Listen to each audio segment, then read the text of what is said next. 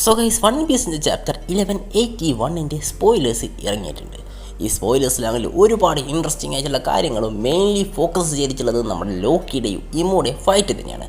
So ഇതിൽ നമ്മുടെ ജോയ് ബോയിനെ കുറിച്ച് മെൻഷൻ ചെയ്യുന്നുണ്ട്. അപ്പോൾ ഇതൊക്കെ അറിയാൻ താല്പര്യമുള്ളവരാണെങ്കിൽ വീഡിയോ മുഴുവനായിട്ട് കാണുക. അതുപോലെ തന്നെ നമ്മുടെ ചാനൽ ആദ്യമായിട്ട് കാണുന്ന കൂട്ടുകാരുണ്ടെങ്കിൽ ചാനൽ സബ്സ്ക്രൈബ് ചെയ്ത് ആ ബെല്ലൈക്കൺ ഒന്ന് ആനുവൽ ചെയ്ത് ഓൾ നോട്ടിഫിക്കേഷൻ സെറ്റ് ചെയ്ത് വെക്കുക. എന്നാൽ ഞാനധികം പറഞ്ഞു ഉറപ്പിക്കുന്നില്ല, നമുക്ക് നേരിട്ട് വീഡിയോയിലേക്ക് പോകാം.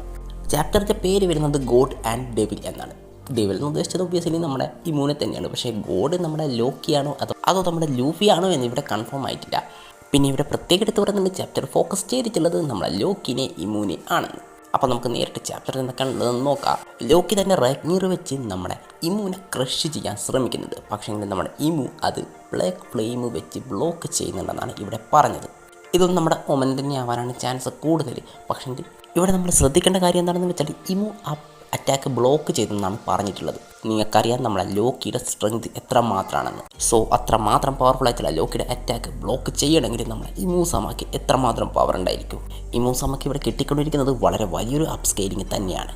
പിന്നെ മെയിനായിട്ട് നമ്മുടെ ഈ സ്പോയിലർ പറഞ്ഞിട്ടുള്ളത് നമ്മുടെ ഇമൂസമ നമ്മുടെ ലോക്കിയുടെ സൈസിനോളം തന്നെ തൻ്റെ സൈസ് ഇൻക്രീസ് ചെയ്യുമെന്നും അതിനുശേഷം നമ്മുടെ ഇമു വലിയൊരു സോഡ് ക്രിയേറ്റ് ചെയ്യുന്നത് അതിൻ്റെ പേര് നെമിസസ് എന്നാണെന്നും ഇവിടെ മെൻഷൻ ചെയ്തിട്ടുണ്ട്. ഇത് കാണാൻ ഏകദേശം നമ്മുടെ മീഹോക്കിൻ്റെ സോഡ് പോലെ ഉണ്ടെന്നാണ് ഇവിടെ പറയുന്നത്.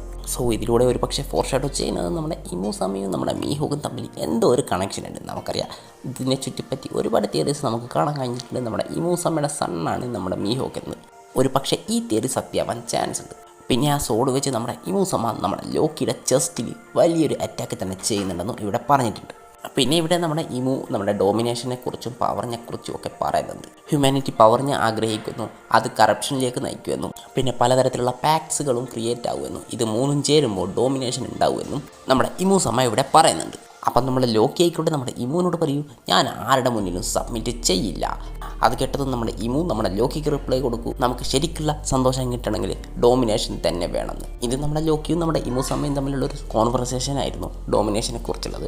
പിന്നെ ഇവിടെ പറഞ്ഞിട്ടുള്ളത് നമ്മുടെ ഇമൂസമ്മ നമ്മുടെ ജോയ് ബോയിനെ ആലോചിക്കുന്നുണ്ടെന്നും പക്ഷേ ഈ സീന് കാണിക്കുന്നത് ഒരു സിലുവത്ത് പോലെ തന്നെയാണ്. നമ്മുടെ ജോയ് ബോയുടെ ഫേസ് ഒന്നും ഇവിടെ റിവീൽ ചെയ്യുന്നില്ല. പിന്നെ ഇവിടെ പ്രത്യേകം എടുത്ത് പറഞ്ഞിട്ട് നമ്മുടെ ഇമൂസമ്മയും നമ്മുടെ ജോയ് ബോയും ഫ്രണ്ട്സ് ആയിരുന്നു എന്ന്. ഒരു പക്ഷേ നമ്മുടെ ഇമൂസമ്മനെയും ജോയ് ബോയിനെയും നമുക്ക് ഒരു പാനലിൽ കാണാൻ കഴിഞ്ഞേക്കും. അങ്ങനെയാണെങ്കിൽ അത് വലിയൊരു സംഭവം തന്നെയായിരിക്കും. ഒരു പക്ഷേ ഇവരുടെ രണ്ടുപേരുടെയും കാഴ്ചപ്പാടിലുണ്ടായ വ്യത്യാസം നമ്മുടെ ഈ പ്രശ്നങ്ങൾക്കൊക്കെ കാരണമായിട്ടുണ്ടാവും. നമുക്കറിയാം നമ്മുടെ ഹാഷിറാമയും മാളറിയും അതുപോലെ തന്നെ ഇവിടെയും നമ്മുടെ ജോയ് ബോയും ഇമൂസമ്മയും ആവാൻ ചാൻസ് ഉണ്ട്.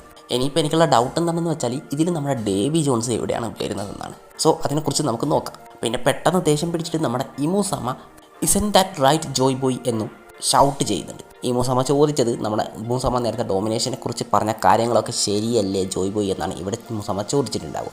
പിന്നെ ഈ സ്പോയിലറിൽ നമുക്ക് കാണാൻ കഴിയും. പിന്നെ നമ്മുടെ ലോക്കി നമ്മുടെ ഇമൂസമ്മനെ അറ്റാക്ക് ചെയ്യൂ. ഇമു ആണെങ്കിൽ നേരെ പോയി ആഡം ട്രീയുടെ മേളിൽ വീഴുകയും ചെയ്യും. അതിനുശേഷം നമ്മുടെ ലോക്കി ഡ്രാഗൺ ഫോമിലേക്ക് മാറി ഇമൂസമ്മക്കെതിരെ ഒരു തോർക്കിം നറ്റം പറയുന്ന ഒരു അറ്റാക്ക് യൂസ് ചെയ്യും. നമുക്കറിയാം ഒരു തണ്ടർ ബോൾട്ട് പോലത്തെ ഒരു അറ്റാക്കാണ് നമ്മുടെ ലോക്കിയുടെ വായിൽ നിന്നാണ് ഈ പവർ വരിക. വളരെ പവർഫുൾ ആയിട്ടുള്ളൊരു അറ്റാക്ക് തന്നെയാണ്. പക്ഷേ ഈ അറ്റാക്ക് ഇമൂസമ്മ സർവൈവ് ചെയ്യുകയും ചെയ്യും. സർവൈവ് ചെയ്തതെന്ന് മാത്രമല്ല അതിനുശേഷം നമ്മുടെ ഇമൂസമ്മ ചിരിച്ചെന്നും ഇവിടെ പറയുന്നുണ്ട്. പിന്നെ ചാപ്റ്ററിൻ്റെ അവസാന ഭാഗത്തായിട്ട് നമുക്ക് കാണാൻ കഴിയും ഇമൂസമ്മ ആരോടോ യു ഹാവ് റിട്ടേൺഡ് എന്ന് പറയുന്നുണ്ട്. ഒരു പക്ഷേ ഇത് നമ്മുടെ ജോയ് ബോയ് ലൂഫി അവിടത്തേക്ക് വന്നതായിരിക്കും. അല്ലെങ്കിൽ ഇമൂസമ്മ നമ്മുടെ നിഡ്ഹോഗിൻ്റെ ട്രൂ ഫോം കണ്ടപ്പോൾ നിഡ്ഹോഗിനോട് സംസാരിച്ചതാവാനും ചാൻസ് ഉണ്ട്. ഇതിൽ രണ്ടിലേതെങ്കിലും ഒന്നാണ് ചാൻസ് കൂടുതൽ. ഇത്തരം കാര്യങ്ങൾ ഈ സ്പോയിലറിലുള്ളത്. അടുത്ത ആഴ്ച ബ്രേക്കാണ്. സോ നിങ്ങൾക്ക് വീഡിയോ ഇഷ്ടമായെങ്കിൽ നമ്മുടെ ചാനൽ ഒന്ന് സബ്സ്ക്രൈബ് ചെയ്യുക. ഇതിനെക്കുറിച്ച് നിങ്ങളുടെ അഭിപ്രായം എന്താണെന്ന് കമൻറ്റ് ചെയ്യുക. അപ്പോൾ വീഡിയോ ഇത്രയുള്ളൂ. മറ്റൊരു കാണുന്നവരെ ബൈ ബൈ.